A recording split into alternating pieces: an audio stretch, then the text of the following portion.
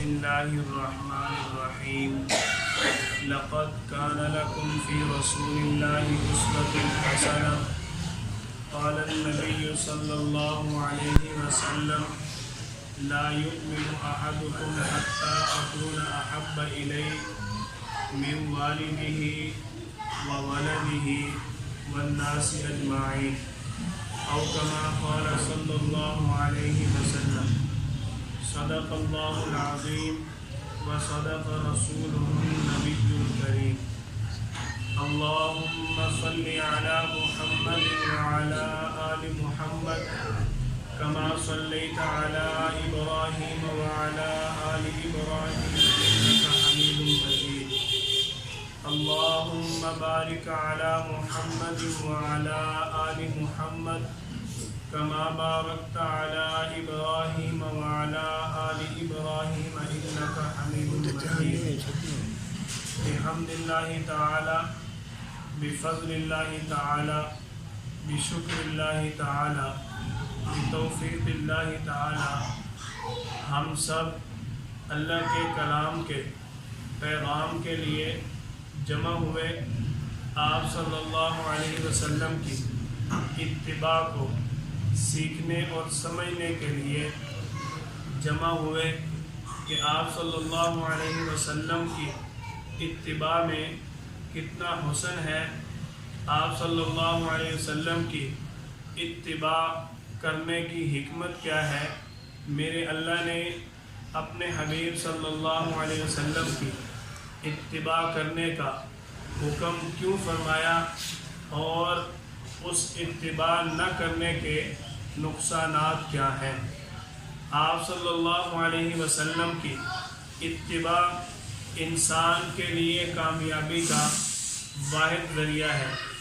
اگر انسان کامیابی کے لیے سب سے اعلیٰ پہلے نمبر پر کوئی ذریعہ تلاش کرے تو اس کو آپ صلی اللہ علیہ وسلم کی ذات اقدس کے پاس آنا پڑے گا۔ اگر کوئی شخص اپنی زندگی کے اختتام کے لیے کامیابی تلاش کرتا ہو تو اس کو بھی آپ صلی اللہ علیہ وسلم کے قدموں میں آنا پڑے گا۔ میرے اللہ نے سورۃ الاحزاب کے اندر فرمایا لَقَدْ كَانَ لَكُمْ فِي رَسُولِ اللَّهِ أُسْوَةٌ حَسَنَةٌ کہ میں نے اپنے حبیب صلی اللہ علیہ وسلم کو تمہارے لیے اسوہ حسنہ نمونہ ایک مثال کے طور پر پیش فرمایا ہے۔ اب سوچنے اور سمجھنے کی، غور کرنے کی، فکر کرنے کی بات یہ ہے کہ میرا اللہ اتنا بڑا اللہ ہے کہ میرے اللہ کے ساتھ کوئی شریک نہیں ہے۔ میرے اللہ کی بادشاہی سب سے بڑی بادشاہی ہے۔ کتنی بڑی بادشاہی جس کے بارے میں میرا اللہ دنیا کے اندر خود فرما رہا ہے۔ چھوڑ دے بچوں کو، چھوڑ دے، کوئی بات نہیں، بچوں کو چھوڑ دے۔ میرا اللہ سورۃ الروم کے ابتدا میں خود فرما رہا ہے للہ الامر من قبل و من بعد کہ ہر جگہ بادشاہی، ہر جگہ حکومت تیرے ایک اللہ کی ہے۔ اگر ہم اس بات پر سوال اٹھائیں کہ میرے اللہ کی حکومت اور بادشاہی کب سے ہے، میرے اللہ نے اس چیز کا اظہار فرمایا کہ میری بادشاہی کی کوئی ابتدا نہیں ہے، ازل سے میری بادشاہی چل رہی ہے۔ اگر ہم یہ سوال اٹھائیں کہ میرے اللہ کی بادشاہی کب تک رہے گی، کب تک چلے گی، تو میرے اللہ نے اس چیز کا ہمیں جواب دیا وَمِن بَعْدُ کہ میری بادشاہی ابد تک قائم رہے گی۔ ازل سے لے کے ابد تک جس کی بادشاہی ہے، ہم اس کی ہر بات کو تسلیم کرتے ہیں، اس پر ایمان لائے۔ آپ صلی اللہ علیہ وسلم کا پیغام ہم تک پہنچا، ہم نے اللہ کی وحدانیت کا اقرار کر لیا۔ اب دوسرا جو میرے اللہ نے ہمیں پیغام دیا کہ میرے حبیب صلی اللہ علیہ وسلم کی اتباع کرو، میرے حبیب صلی اللہ علیہ وسلم کے اسوہ حسنہ کے مطابق اپنی زندگی گزارو۔ میرا اللہ اتنا بڑا اللہ ہونے کے باوجود آپ صلی اللہ علیہ وسلم کو ہمارے لیے اسوہ حسنہ فرما رہا ہے۔ اگر میرا اللہ ہم سب کو یہ حکم دیتا، اگر میرا اللہ اس کائنات کے اندر بنی اسرائیل اور آپ صلی اللہ علیہ وسلم سے آنے والی پہلے امتوں کی طرح ہمارے لیے بھی سخت قوانین بنا دیتا کہ تم اس امت کے خاص افراد ہو، آپ صلی اللہ علیہ وسلم کی امت کل امتوں میں سب سے اعلیٰ امت ہے، تو پھر تمہارے ساتھ سخت قوانین والا ضابطہ چلے گا۔ وہ ضابطہ کیا چلے گا کہ اگر تم نماز نہیں پڑھو گے تمہارے چہرے بندروں والے ہو جائیں گے، اگر تم میرے فلاں حکم کو روزے کو چھوڑ دو گے تو اگلے دن سے تمہارے لیے کھانا حرام ہے۔ میرا اللہ بغیر اسوہ حسنہ کے، بغیر آپ صلی اللہ علیہ وسلم کی اتباع کی دعوت دیے اگر ہمیں ہمارے لیے ضابطہ اصول قانون بنا دیتا تو پھر بھی ہمیں ماننا پڑنا تھا نا۔ آپ صلی اللہ علیہ وسلم کی اتباع والا ضابطہ میرے اللہ نے ہمیں دے کر ہمارے لیے زندگی کو عملی زندگی بنانے کا آسان طرز اور طریقہ اصول بتا دیا۔ میرے اللہ نے آپ صلی اللہ علیہ وسلم کی اتباع کا ہمیں حکم فرمایا۔ اب آپ صلی اللہ علیہ وسلم نے خود بھی اس چیز کا اظہار فرمایا۔ آپ صلی اللہ علیہ وسلم نے خود بھی ہم سے اپنی محبت کا مطالبہ کیا، میرے اللہ نے بھی ہم سے اپنی محبت کا مطالبہ کیا۔ میرے اللہ نے سورۃ البقرہ میں فرمایا والذین آمنوا اشد حبا للہ، اور جو لوگ ایمان لے آئے نا اب ان کے اوپر اس چیز کا حق ہے کہ وہ اللہ کے ساتھ محبت کریں۔ اللہ تعالیٰ نے اسی سورۃ الاحزاب کے آگے فرمایا واللہ احق ان تخشیٰ، کہ میں وہ اللہ ہوں جس کا یہ حق ہے کہ تم اس سے ڈرو۔ یہ میرا اللہ اپنی محبت ہمارے سامنے پیش فرما رہا ہے کہ ہمیں اللہ کے ساتھ کتنی محبت کرنی چاہیے۔ آپ صلی اللہ علیہ وسلم نے بھی ہمارے ساتھ اپنی اتباع اپنی محبت کی دعوت پیش کی۔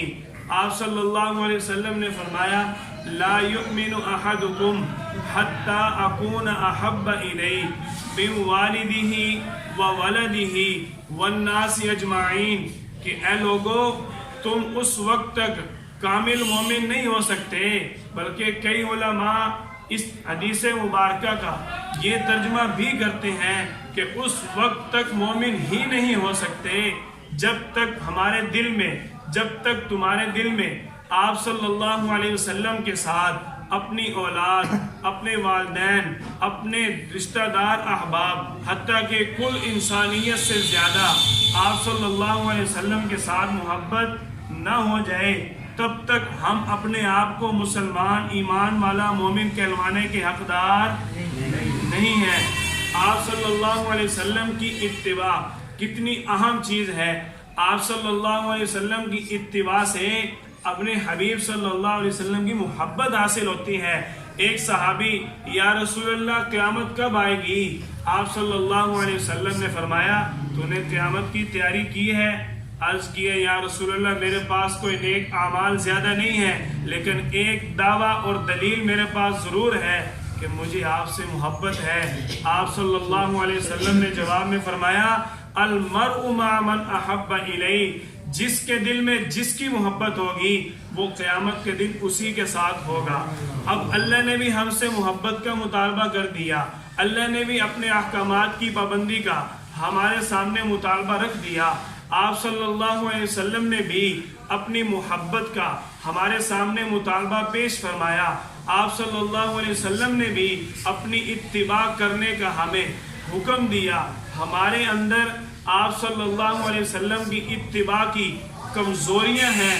اللہ تعالیٰ نے جو آپ صلی اللہ علیہ وسلم کی اتباع کا حکم دیا نا، اس کی ایک مثال دیتا ہوں کہ میرا اللہ اتنا بڑا اللہ ہے، اس کے باوجود میں نے جو بات کی کہ جیسے اللہ تعالیٰ نے بنی اسرائیل والوں کو فرمایا تھا نا کہ تو نے فلاں حکم کو توڑا، اب تمہارے چہرے بندروں والے ہیں، اگر تم نے یہ کیا تمہارے اوپر یہ عذاب آ جائے گا۔ جس طرح دوسری امتوں کے ساتھ معاملات تھے، میرا اللہ اس چیز پر قادر ہے کہ ہمارے ساتھ بھی کر لیتا۔ ان اللہ علی کل شیء قدیر، ہمارا ایمان ہے اللہ کی ذات ہر چیز پر قادر ہے، اس کے باوجود میرے اللہ نے آپ صلی اللہ علیہ وسلم کی محبت رکھتے ہوئے، اپنے حبیب صلی اللہ علیہ وسلم کی دعاؤں کی لاج رکھتے ہوئے، میرا اللہ اپنے حبیب کے ساتھ اتنی محبت فرماتا ہے کہ میرے اللہ نے اپنے احکامات کی پابندی کے لیے آپ صلی اللہ علیہ وسلم کو نمونہ پیش فرما دیا۔ کتنی عظیم ذات ہے۔ اب آپ صلی اللہ علیہ وسلم کو نمونہ پیش فرمایا، اور آپ صلی اللہ علیہ وسلم ہم سے مطالبہ بھی فرما رہے ہیں کہ میری اتباع کرو۔ انسانیت کے اندر، کل انسانیت کے اندر ایک فرد کو اگر دوسرے فرد کے ساتھ محبت ہے تو وہ 3 اصول کی بنا پر ہے۔ نمبر 1 کہ جمال، اگر کسی کو خوبصورت دیکھا تو اس کے ساتھ محبت ہو گئی، اس جیسا بننے کے جذبات اٹھے۔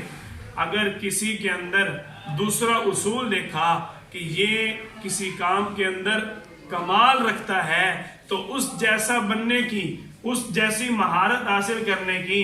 اگر کوئی شخص، آپ اگر آج فرنیچر کے ماحول میں بیٹھے ہیں، اگر کوئی عمدہ چیز بناتا ہے، عمدہ بیڈ بنا لیا، عمدہ کرسی بنا لی، تو آپ اس شخص کی مہارت کے پیچھے چلتے ہیں کہ نہیں؟ اس شخص کی قدر کرتے ہیں کہ نہیں؟ اللہ تعالیٰ نے جو دوسرا اس کائنات کے اندر محبت کا ضابطہ رکھا وہ ہے کسی کام کے اندر کمال کر دینا۔ پہلا ضابطہ کیا تھا؟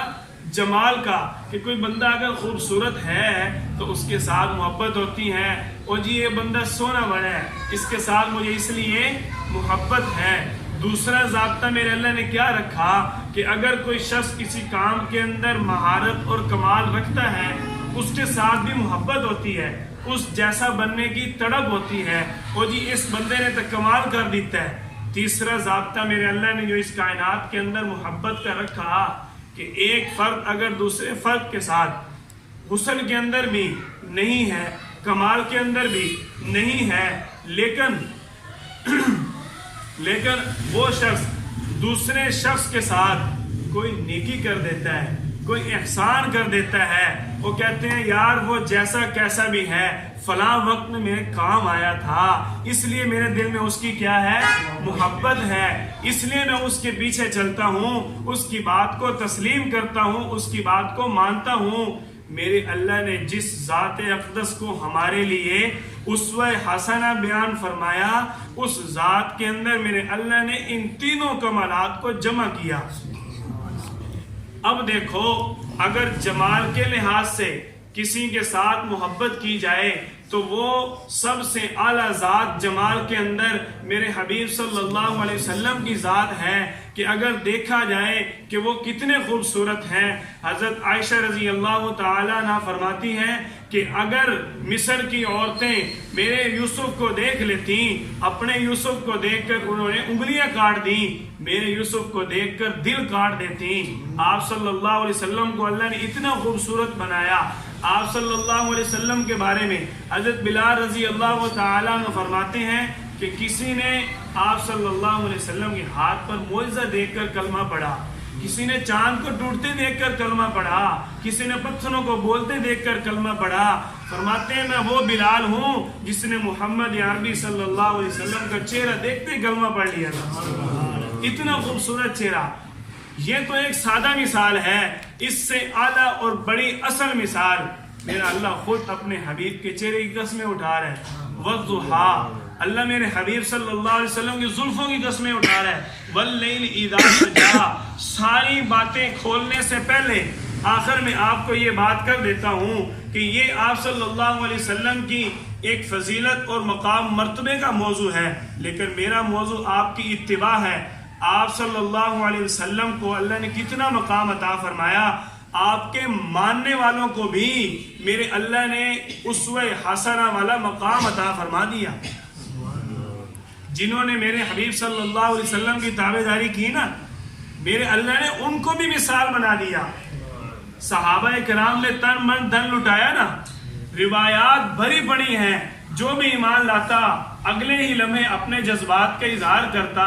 فرماتے ہیں حدیث کے اندر یہ کئی روایات کے اندر موجود ہے کہ صحابی رسول آپ صلی اللہ علیہ وسلم کو یہ گزارش کرتے ہیں فدا کا ابی و امی، یا رسول اللہ آپ پر میری ماں قربان، آپ پر میرا باپ قربان۔ یہ آپ صلی اللہ علیہ وسلم کے ماننے والوں کی کیفیت ہے کہ جب انہوں نے آپ صلی اللہ علیہ وسلم کے ساتھ یہ جذبات دکھائے، آپ کی تابعداری میں گھر بار سب کوئی لٹا دیا۔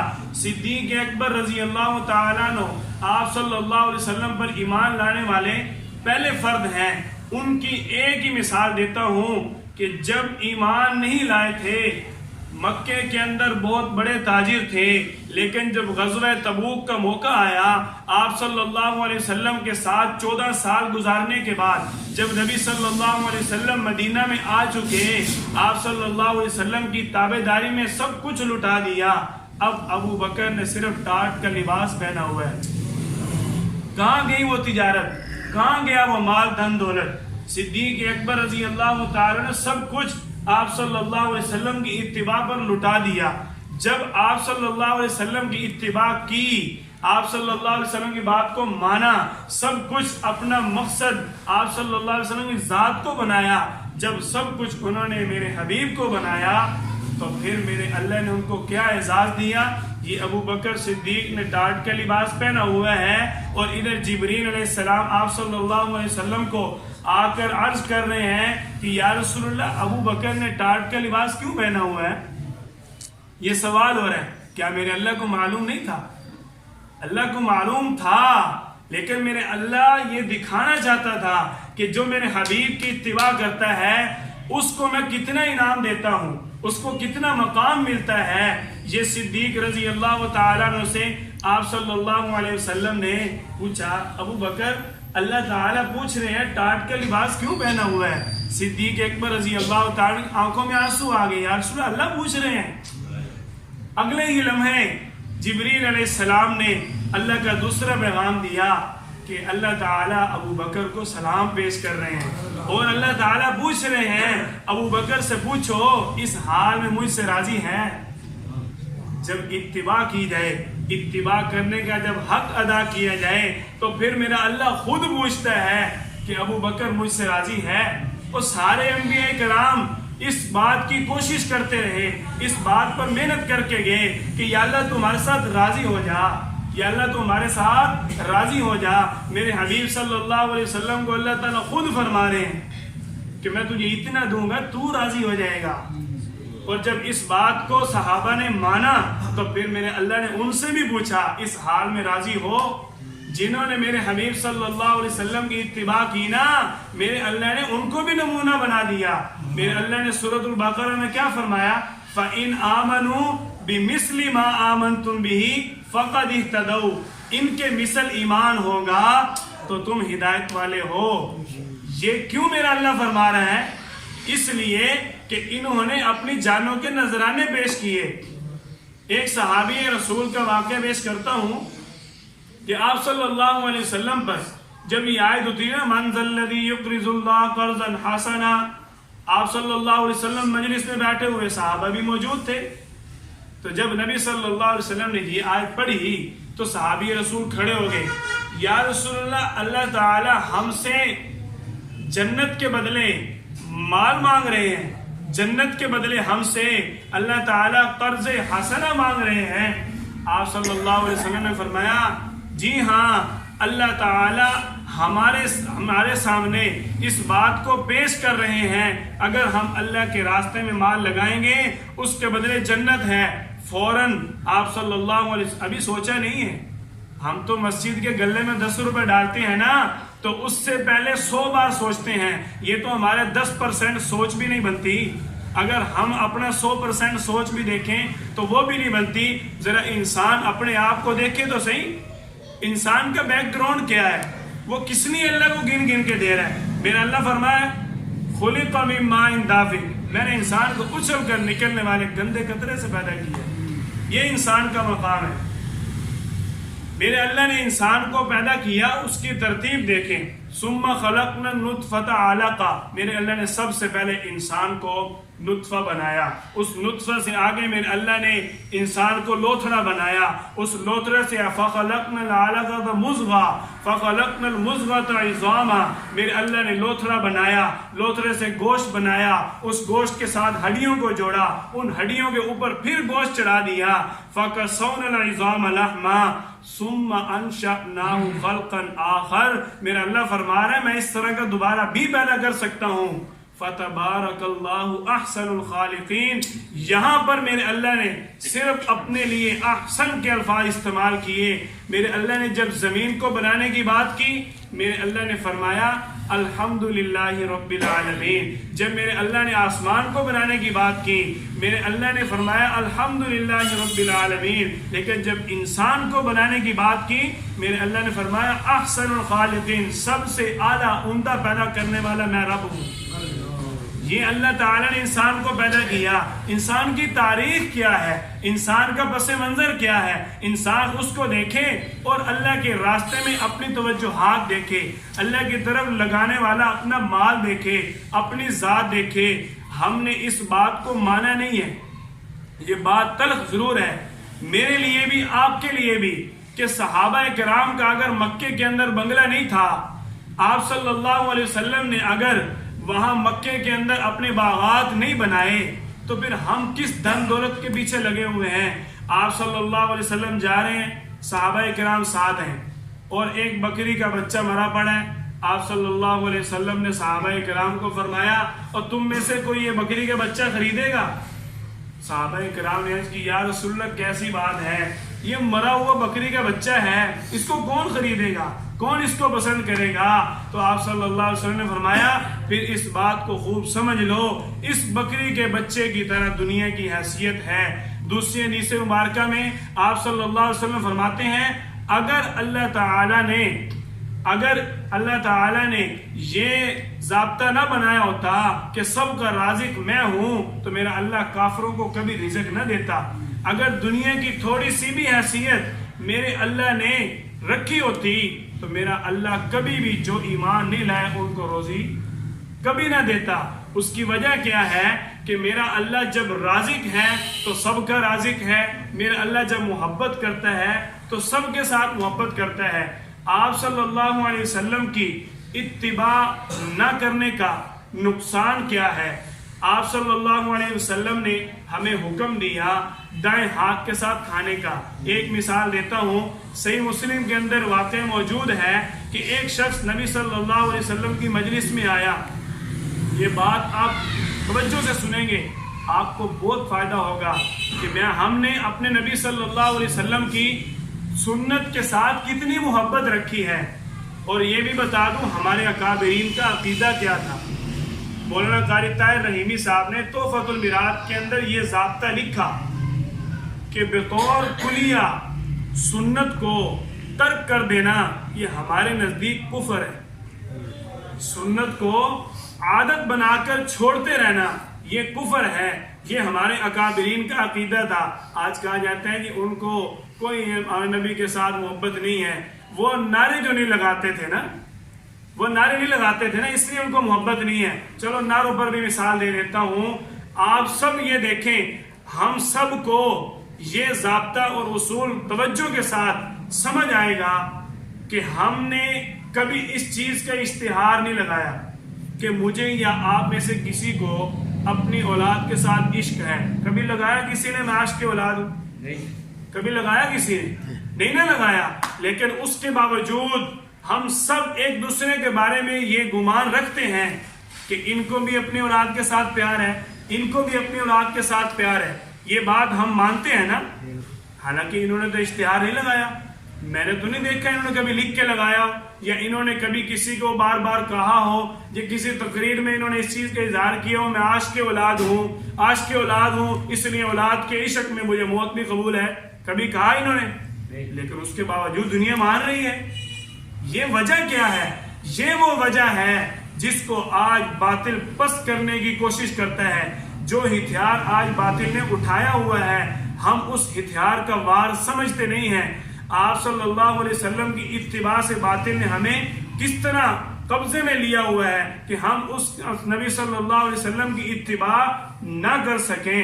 ادھر دیکھو جہالت پھیلا دی گئی، اشتہار لگاؤ، نعرے لگاؤ، اور یہاں جو عاشق اولاد ہے اس نے اشتہار نہیں لگایا، اس کا جو عمل ہے، یہ جو صبح سویرے اٹھ کے مزدوری پہ جاتا ہے، اس کا فعل بتاتا ہے کہ یہ عاشق اولاد ہے، اس کے اعمال بتاتے ہیں یہ اولاد کے ساتھ محبت کرنے والا ہے۔ کیوں؟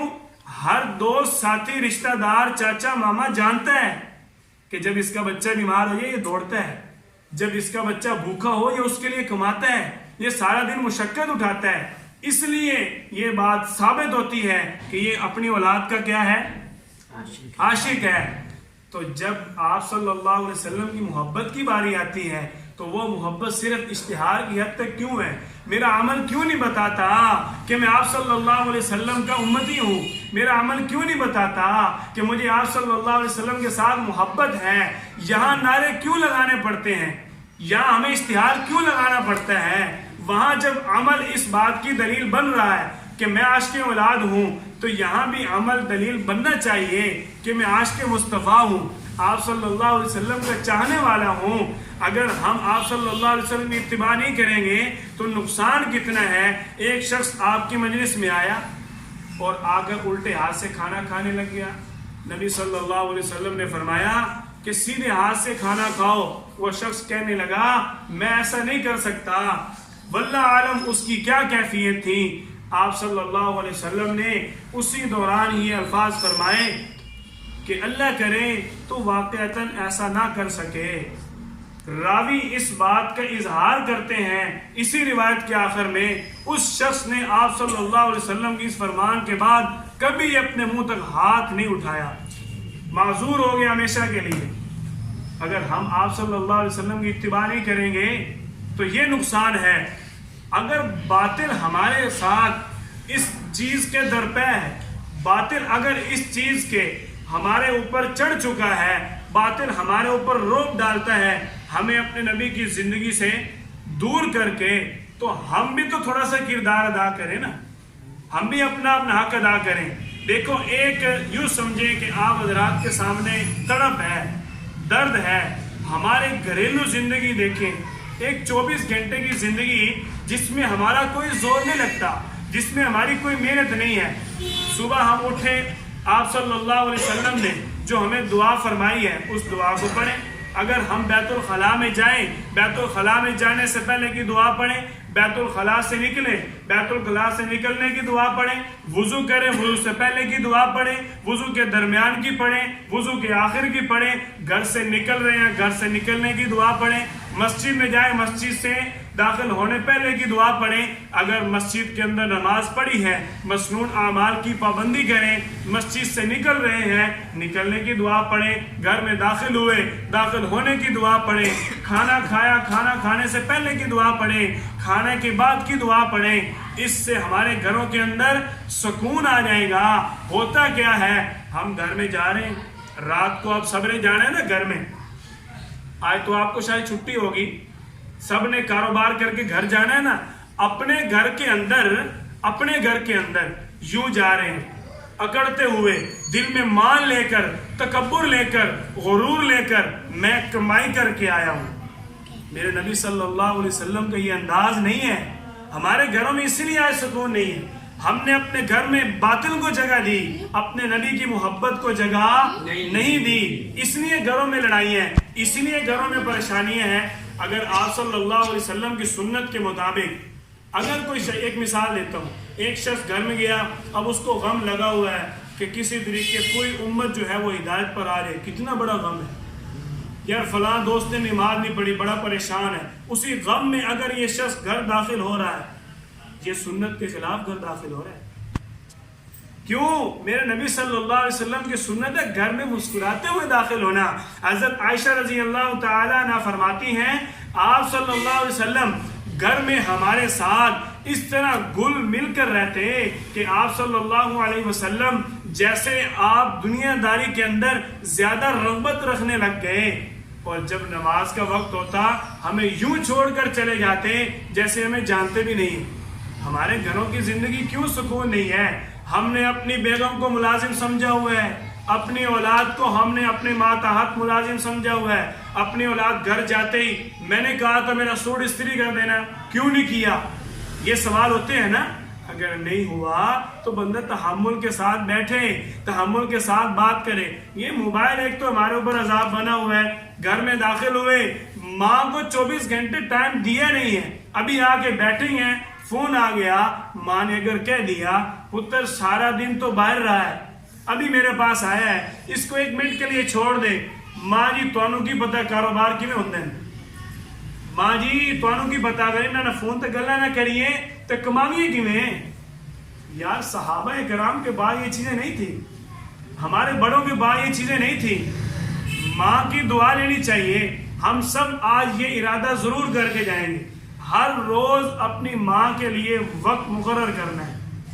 رات کو جب گھر جانا ہے اپنی ماں کے پاس, کسی کے پاس کم ٹائم ہے وہ 10 منٹ مقرر کر لے, کسی کے پاس اگر اچھا ٹائم نکلتا ہے وہ 1 گھنٹہ مقرر کر لے. یہ ہم اپنی بیوی کے پاس بیٹھ گئے ہیں, کھانا آ گیا, ابھی لقمہ لگایا نہیں, ساتھ ہی موبائل شریف, ہاتھ میں موبائل ہے. اب بیوی دیکھ رہی ہے کہ میرا حال پوچھے گا, سارا دن میں کیسے رہی ہوں, کیا کیفیت رہی. میرے نبی صلی اللہ علیہ وسلم کی یہ زندگی نہیں ہے. آپ صلی اللہ علیہ وسلم حضرت عائشہ کے کھیل کی خاطر اتنی دیر کھڑے رہے کہ آپ صلی اللہ علیہ وسلم فرماتے ہیں میرے پاؤں ورم کرنے لگ گئے تھے. حضرت عائشہ صرف آپ کے پیچھے کھڑی ہو کر وہ جو حبشی آئے تھے, وہ جو سوٹیوں کے ساتھ ان کا کھیل تھا, وہ دیکھ رہی تھیں. کیوں؟ حضرت عائشہ رضی اللہ تعالیٰ عنہ کی چھوٹی عمر میں شادی ہوئی. یہ اپنی بیوی کے ساتھ میرے نبی کی محبت ہے, اور ہم اصولی موقف کے مطابق بھی گھر والوں کو ٹائم نہیں دیتے, باطل کو گھر میں جگہ دی. ایک اور واقعہ بیان کر دیتا ہوں, یہ بھی صحیح مسلم کے اندر. آپ صلی اللہ علیہ وسلم ایک دن صبح اٹھے تو آپ غمزدہ ہیں, پریشان ہیں, خاموش ہیں. حضرت میمونہ رضی اللہ تعالیٰ عنہ آپ صلی اللہ علیہ وسلم سے سوال کرتی ہیں, یا رسول اللہ کیا بات ہے, آپ آج سارا دن خاموش ہیں, پریشان ہیں, چہرہ غمزدہ لگتا ہے. آپ صلی اللہ علیہ وسلم نے فرمایا کہ آج میں اس لیے پریشان ہوں کہ رات میرے ساتھ جبریل علیہ السلام نے آنے کا وعدہ کیا تھا لیکن آئے نہیں. اس سے پہلے کبھی ایسا ہوا نہیں ہے کہ جبریل میرے ساتھ وعدہ کریں اور آئے نہ, میں اس بات پہ پریشان ہوں. آپ صلی اللہ علیہ وسلم جب شام کو دوبارہ اپنے بستر پہ جاتے ہیں تو دیکھتے کیا ہیں کہ بستر کے نیچے ایک چھوٹا کتا بیٹھا ہوا ہے, اور آپ صلی اللہ علیہ وسلم نے جب جبریل علیہ السلام کے آنے سے پہلے اس کو نکال دیا. فوراً جبریل علیہ السلام آئے, آپ نے جبریل علیہ السلام سے فوراً فرمایا کہ آپ نے رات آنے کا وعدہ کیا تھا, اس سے پہلے کبھی ایسے ہوا نہیں. جبریل علیہ السلام نے آپ صلی اللہ علیہ وسلم کو عرض کی کہ یا رسول اللہ, ہم فرشتوں کا اللہ نے یہ ضابطہ بنایا ہوا ہے, جہاں کتا اور تصویر ہو وہاں ہم نہیں جا سکتے, یہ اللہ کی رحمت کے فرشتے ہیں. اب دیکھو ہمارے اوپر یورپ نے کس انداز میں اس چیز کو مسلط کر دیا کہ مسلمان اپنے نبی کی زندگی سے دور ہو جائے, مسلمان اللہ کی رحمت سے دور ہو جائے. یہ بچہ پیدا ہوا, سب سے پہلے خالہ جو ہے وہ کپڑے لے کے آئی ہے, سب سے پہلے دادی کپڑے لے کے آئی ہے. کتنے عمدہ کپڑے ہیں, 1000 روپے لگا کر اللہ کی ناراضگی خریدی, 1000 روپے لگا کر انتہائی اعلیٰ عمدہ سوٹ خریدا. ابھی وہ بچہ پیدا ہوا ہے, اس کے پاس اللہ کی رحمت کے فرشتے کیسے آئیں گے؟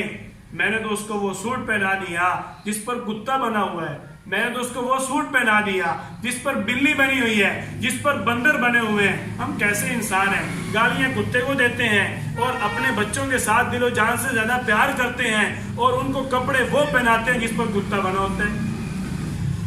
کیسے انسان کی عقل کو یورپ نے اپنے قبضے میں لیا ہوا ہے. انسان ان چیزوں کو دیکھتا نہیں ہے. وہ کہہ دیتے ہیں نا, اے مولویوں تک کام ہی ہے, لمبے جگے تو بس ہر ٹائم منگو. چندہ مانگنا میں نبی کی سنت ہے, اور کرتا پہننا میں نبی کی سنت ہے. یہ ہمیں ملنگ والے الفاظ کس نے دیے؟ یہ یورپ کا حربہ ہے ہمیں مرعوب کرنے کا.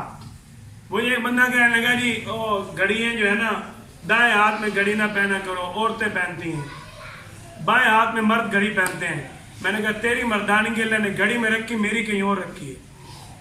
تجھے اس چیز کے اوپر کمنٹ دینے کی ضرورت نہیں ہے، تو اپنے کام کے ساتھ کام رکھ۔ میں جب نماز پڑھتا ہوں میرا ہاتھ یہاں پہ آتا ہے، مجھے یہ گھڑی نماز کے اندر تنگ کرتی ہے، تو یہ کس نے ہمیں دیا؟ یہ کمنٹ کس نے ہم تک پہنچایا؟ یہ ساری یورپ کی سازشیں ہیں کہ مسلمان کا جو سب سے بڑا ہتھیار ہے وہ اعمال ہیں، مسلمان کی جو سب سے بڑی کامیابی ہے وہ ان کے نبی کی اتباع ہے۔ وہ بھی بات بتا دیتا ہوں کہ پوری دنیا کے اندر جب سے کائنات بنی ہے سب سے بڑی حکومت مسلمانوں نے کی ہے۔ آج تو ہم کہتے ہیں نا امریکہ کو بڑا پیسہ ہے، روس نے کمال کر دیتا ہے، بنا دیتا ہے، وہ بنا دیتا ہے، کہتے ہیں نا، کہیں نا لیکن مانتے ضرور ہیں ہم۔ اگر ڈاکٹر کہے نا کہ آپ نے کھانے کے آخر میں پانی نہیں پینا، آپ نے رات کو سیدھا نہیں سونا، ہم کہتے ہیں بڑا اچھا ڈاکٹر ہے ماشاءاللہ، اس نے تو کمال کی باتیں بتائیں۔ آپ نے کھانا کھانے سے پہلے کوئی اس طرح کی چیز نہیں کھانی کہ جس سے آپ کا معدہ جو ہے وہ خراب ہو جائے۔ ڈاکٹر کہے نا جب بھوک لگے پھر کھانا، ہم کہتے ہیں واہ ڈاکٹر صاحب آپ تو بہت اچھے ہیں، واقعتاً ایسے ہی ہے۔ اور جب میرے نبی نے آج سے 1400 سال پہلے فرمایا تھا، میں نے اپنے نبی کو اچھا کیوں نہ مانا؟ یہ یورپ کا طرز ہے کہ ہمارے سامنے اس ٹیکنالوجی، یہ ٹیکنالوجی کہاں سے آئی ہے یہ بھی آپ کو بتا دیتا ہوں کہ سورۃ الرحمن میں اللہ تعالیٰ نے فرمایا مرج البحرین یلتقیان۔ آج سے 1400 سال پہلے میرے اللہ نے فرما دیا کہ دنیا کے اندر دو بڑے سمندر ہیں جو ایک جگہ جمع ہو جاتے ہیں۔ اب بتاؤ کہ اگر آج کا سائنسدان اس تحقیق تک پہنچا ہے، ہم نے سائنسدان کے کارنامے کو مان لیا، واہ جی واہ سائنس نے کمال کر دیا، لیکن جب میرے اللہ نے 1400 سال پہلے فرمایا تھا وہ تو ہمیں سمجھ نہیں آیا نا۔ یہ کس نے بتایا کہ ماں کے پیٹ کے اندر 4 ماہ کے بعد بچے کے اندر جان آ جاتی ہے؟ یہ کس نے بتایا سائنس کو؟ یہ میرے نبی صلی اللہ علیہ وسلم کا فرمان ہے۔ یہ کس نے بتایا کہ پہلے قطرہ ہوتا ہے، پھر لوتھڑا بنتا ہے، پھر گوشت بنتا ہے، پھر ہڈیاں جڑتی ہیں، پھر ہڈیاں کے اوپر گوشت آتا ہے؟ جب سائنس نے بتایا، سارا نقشہ بنا کے ہسپتالوں کے باہر لگا دیا۔ ہسپتال تک کمال ہے یار، یہاں کے ڈاکٹر بھی کمال ہے۔ ہم نے قرآن کو کمال نہ مانا، ہم نے یورپ کو اپنے گھر میں جگہ دے دی، یورپ کو اپنے گھر میں باطل کا طرز کو جگہ دی، پھر لڑتے رہو، مصیبتیں اٹھاتے رہو، پریشانیاں۔ وہی بیگم جو ہمارے سامنے آدھی طاقت کی حیثیت رکھتی ہے، ہمیں پتہ نہیں ہے کہ عورت کی مرد کے سامنے آدھی حیثیت ہے۔ اگر مرد کے اندر 100% طاقت ہے، عورت کے اندر 50%۔ اگر مرد کی گواہی دیکھی جائے تو عدالت کے اندر شرعی قانون کے مطابق ایک مرد کی گواہی پوری مرد کے برابر ہے اور ایک عورت کی گواہی آدھے مرد کے برابر ہے۔ 2 عورتیں اگر گواہی دیں گی تو پھر ایک مرد کے برابر گواہی شمار کی جاتی ہے۔ یہ عورت کا مقام ہے۔ عورت اتنی کمزور ہونے کے باوجود ہمارے سامنے گھر میں لڑائیاں ہو رہی ہیں، کیوں سکون نہیں ہے؟ ہمارا مسلمان کے اوپر مسلمان کا باطل کے اوپر کیا روب بننا ہے؟ اپنے گھر میں ہمارا روب نہیں ہے، اپنی اولاد کے اوپر ہمارا روب نہیں ہے۔ اگر آپ صلی اللہ علیہ وسلم فرماتے ہیں کہ میرے اللہ نے 6 ماہ کی مسافت تک میرا روب رکھا ہے، اور میں یہ کہتا ہوں جو آپ صلی اللہ علیہ وسلم کی اتباع کرے گا نا، میرا اللہ اگر 6 ماہ کی مسافت تک نہیں، 6 ہفتے کی مسافت تک نہیں، 6 دن کی نہیں، 6 گھنٹے نہیں، 6 منٹ کی مسافت تک تو ضرور اس کا روب بنا دے گا۔ یہ روب قائم کرو۔ کیوں باطل کے حربوں سے، ان کی ٹیکنالوجی سے ہم مرعوب ہو گئے؟ آپ صلی اللہ علیہ وسلم کی اتباع اصل چیز ہے۔ حضرت امیر معاویہ رضی اللہ تعالیٰ عنہ کا وہ دور حکومت ہے جس کے اندر انہوں نے 3 بر اعظموں کے اوپر اکیلے حکمران حکومت کی ہے۔ 3 بر اعظموں کے اوپر۔ آج پوری دنیا میں کسی ایک بر اعظم پر ایک حکمران نہیں ہے۔ انہوں نے کیسے کی؟ آخری واقعہ بیان کرتا ہوں کہ حضرت حذیفہ رضی اللہ تعالیٰ عنہ، حضرت عمر بن خطاب رضی اللہ تعالیٰ عنہ کا دور ہے۔ جیسے باطل کی سازش ہے نا، آج جب بات بس سے باہر ہو جائے، جب دیکھا نا کہ یہ مجاہدین تھوڑا طاقت میں آ گئے ہیں، یہ مجاہدین ہمیں ہلنے نہیں دیں گے، جب دیکھا نا کہ روس کو انہوں نے بھگا دی ہے، امریکہ کو بھی بھگا دی ہے، اب ہم ان کے سامنے کیسے جنگ کر سکتے ہیں؟ اب کبھی قطر کے پاس جاتے ہیں، کبھی سعودیہ کے پاس جاتے ہیں، کبھی ترکی کے پاس جا رہے ہیں، کبھی یمن کے پاس جا رہے ہیں، کیوں؟ کبھی جناب ہمارے خان صاحب کے پاس آ رہے ہیں، وہ جی ہمارے مذاکرات کرنا چاہتے ہیں، ہم نہیں چاہتے دنیا میں جنگ ہو۔ اصل وجہ یہ نہیں ہے کہ وہ یہ نہیں چاہتے دنیا میں جنگ ہو، وہ اصل وجہ یہ ہے کہ اب وہ باطل جو ہے وہ اسلام کی قوت سے ڈر گیا ہے۔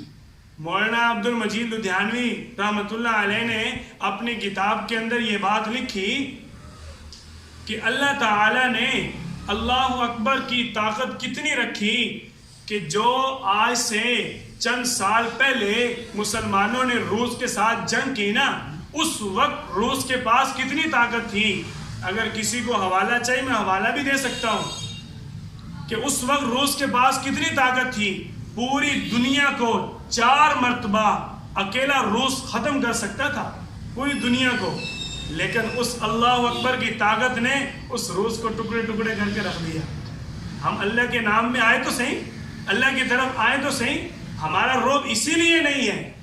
یہ حضرت عمر بن خطاب کا دور ہے، اور ادھر حضرت حذیفہ رضی اللہ تعالیٰ عنہ کو حضرت عمر اپنا قاصد بنا کر بھیج رہے ہیں۔ کیوں؟ اب باطل قیصر و کسریٰ جو آج کا روس اور امریکہ بنا ہوا ہے، اس دور میں بھی یہ اس دور سے ان کا حربہ چلتا آ رہا ہے۔ جب ہارنے لگتے ہیں نا، اور جی ہم تو مذاکرات کرنا چاہتے تھے، ہم تو جنگ بندی چاہتے ہی نہیں تھے، اور جب ان کا وار چلتا ہے مسلمان کو ظلم کا نشانہ بناتے ہیں۔ آپ نے سینکڑوں واقعات سنے، یہی صورت انہوں نے حضرت عمر رضی اللہ تعالیٰ عنہ کے دور میں بھی اختیار کی۔ جب دیکھا کہ عمر بن خطاب رضی اللہ عنہ کو ہر طرف فتح ہی فتح حاصل ہو رہی ہے، تو یہ قیصر و کسریٰ کا بادشاہ پیغام بھیجتا ہے کہ آپ ہمارے ساتھ مذاکرات کریں، ہم جنگ نہیں چاہتے، ہم امن چاہتے ہیں۔ آج پوری دنیا کے اندر جو سب سے زیادہ امن کا نعرہ لگا رہے ہیں، پوری دنیا میں دہشت گردی وہی پھیلا رہے ہیں۔ آپ صلی اللہ علیہ وسلم کے ماننے کی طاقت دیکھیں، اتباع دیکھیں، ہمارا رعب کہاں تک جائے گا۔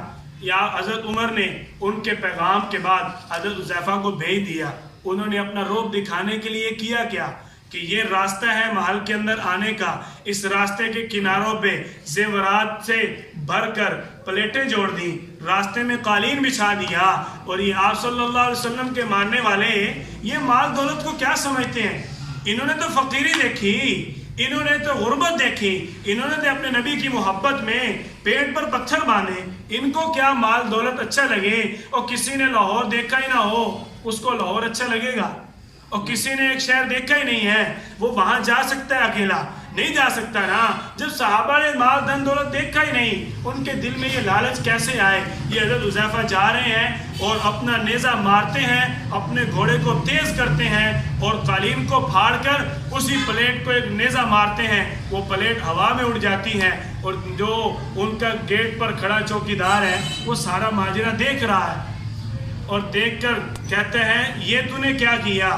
کہنے لگے جس کام کے لیے آیا ہوں اس کام کا انتظام کرو، اس کے علاوہ کوئی بات کرنے کی اجازت نہیں ہے۔ اس چوکیدار نے دوسرا سوال کیا، اور تیرے پاس یہ زنگ آلود تلوار ہے، تو اس سے کیسے مقابلہ کر سکتا ہے؟ اتنے بڑے محل میں تو مذاکرات کے لیے آیا ہے اور تلوار زنگ آلود ہے۔ حضرت حذیفہ رضی اللہ تعالیٰ نے فرمایا میرے نبی کے ماننے والے تھے نا، طاقت تو غیبی طاقت ہوتی ہے، اصل طاقت سے اگر انسان کہے میں یہ کر دوں گا، اس بات کو تو میرے نبی نے اپنے نبی کی بات کو اس طرح تسلیم نہیں کیا۔ علماء موجود ہیں، اس انداز میں میرے اللہ نے اپنے نبی کی بات کو تسلیم نہیں کیا۔ آپ سوچ رہے ہوں گے کہ یہ کیا کہہ رہے ہیں؟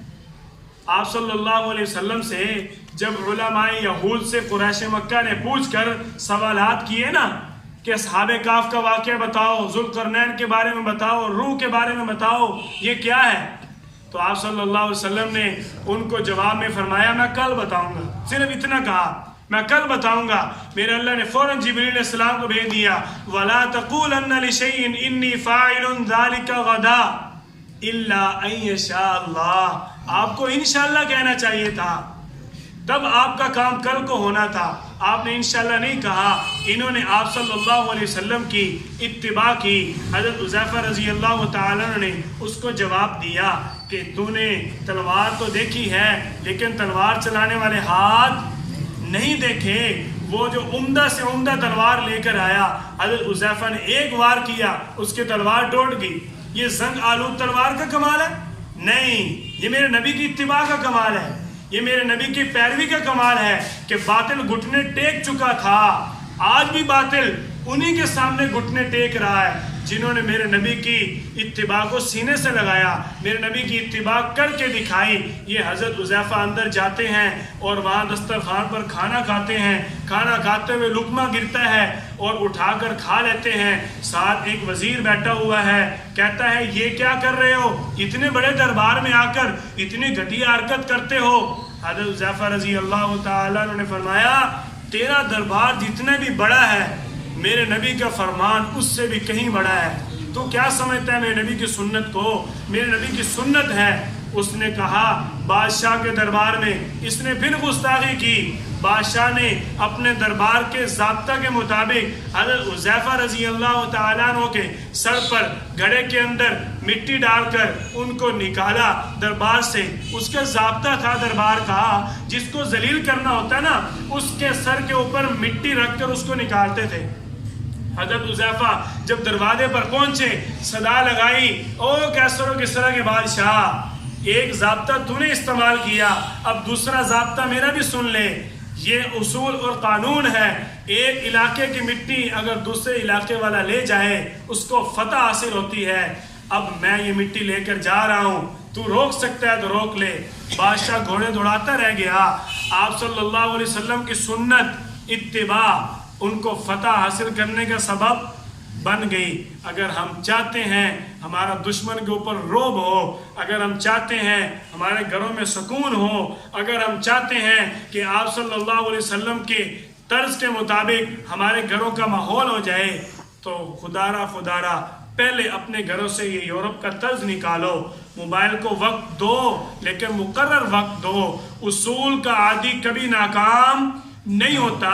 اصول کے عادی کا ایک لطیفہ سناتا ہوں، آپ کافی بیان آپ نے سن لیا، یوں سمجھو کہ میں نے آپ کے اوپر پڑھا ہے، آپ کو دم ہو گیا۔ اب آپ لطیفہ سنو، آپ ہنسو گے، مولوی صاحب دعا کروائیں گے۔ آپ دیکھیں اصول کے اندر کتنی طاقت ہے۔ اپنے کام کے ساتھ کام رکھنا چاہیے۔ ایک شخص جو ہے وہ پکوڑوں کے ساتھ آئس کریم ملا کر کھا رہا تھا، دوسرا شخص گزرا، اس نے گزرتے ہوئے یہ کہا تو یہ کیا کر رہا ہے، تو یہ تو بڑا عجیب کام ہے۔ اس نے کہا میرا جو دادا تھا نا، اس کا جو ابا تھا وہ 120 سال کا ہو کر مرا تھا۔ اس نے کہا کیا وہ پکوڑے اور آئس کریم ملا کر کھاتا تھا؟ نے کہا نہیں، وہ اپنے کام کے ساتھ کام رکھتا تھا، اس لیے تو اپنے کام کے ساتھ کام رکھ، اپنے کام کے ساتھ کام رکھو، عورتوں کے کام میں دخل نہ دو۔ تو نے یہ کیوں نہیں کیا، تو نے یہ چیز یہاں کیوں رکھ دی، میں نے وہاں کہی تھی۔ گھر والی کا کام ہے گھر کو سنبھالنا، تو گھر والا ہے باہر کی محنت کے لیے، تو گھر والی نہ بن، تو گھر والا بن، اس کا نگہبان ہے، تو میزبان نہیں ہے، میزبان وہ ہے، اس کو میزبان ہی رہنے دو۔ لہذا اپنے گھروں میں اس طرح کی ناچاکیاں نہ کرو، درگزر کرو۔ جتنے بھی وار آئے، یہ رشتہ دار باتیں کر رہے ہیں، یہ فلاں نے تانا دے دیا، فلاں کی بیٹی نے یہ کہہ دیا، فلاں نے وہ کر دیا۔ میرے نبی کے اوپر اس سے زیادہ وار ہوئے ہیں، اور میرے نبی کی طرح جانے دو، چھوڑ دو، کوئی بات نہیں، اللہ بڑی عزت دے گا، اللہ بڑی عزت دے گا۔ اپنے نبی کی طرح چھوڑ دو، کوئی بات نہیں۔ مان لیا میرے نبی نے سب کچھ چھوڑا، میں بھی سب کچھ چھوڑتا ہوں۔ اللہ سے دعا کرتے ہیں اللہ تعالی ہم سب کو آپ صلی اللہ علیہ وسلم کی اتباع کے لیے قبول فرمائے، عملی طریقے کے مطابق زندگی گزارنے کی توفیق عطا فرمائے۔ وآخر دعوانا الحمدللہ رب العالمین۔ آپ کا ٹائم 5 منٹ 10 منٹ زیادہ لیا، میں معذرت خواہ ہوں، اور ظاہر اصول بھی ہے جماعت کا، ان سے بھی معذرت خواہ ہوں، باتوں میں زیادہ وقت لیا، لیکن میں اللہ سے امید کرتا ہوں کہ آپ بور بھی ہوئے ہوں گے۔